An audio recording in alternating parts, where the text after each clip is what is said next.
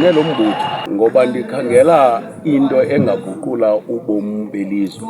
UMzantsi Afrika wethu usisizini se-corruption phantsi kolawulo loburhulumente. I-corruption iliqeshile ilizwe. I-crime yiyo ebhedeshwa lilizwe.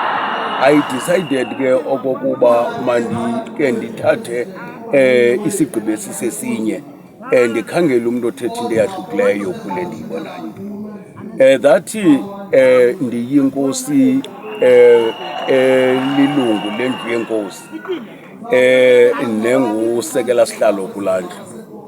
Ayinandakwenza nento yokokuba ndimele uba ndijoyine uphila umbutho kuba ekuqondeni kwam bonke abantu banelungelo ngokomgaqosiseko welizwe lokuthatha izigqibo ngokuba beqonda.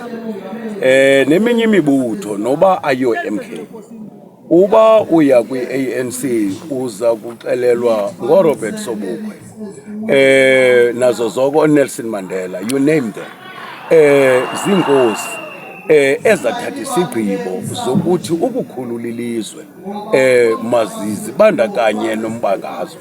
Now akunawube kukho tyala ke ngomhla ndithathe isigqibo ngubam ubomi, ngenxa yoba ndibona uba noko akusafani nakuqala i-ANC.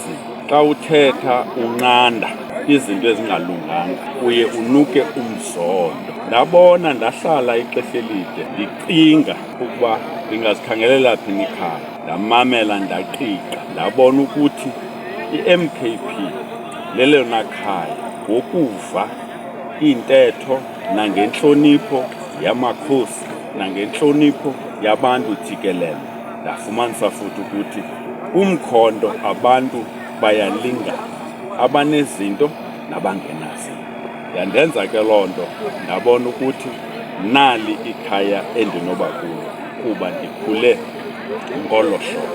Intlonipho yeyona nto ndiyithanda kakhulu because iyamakha umntu.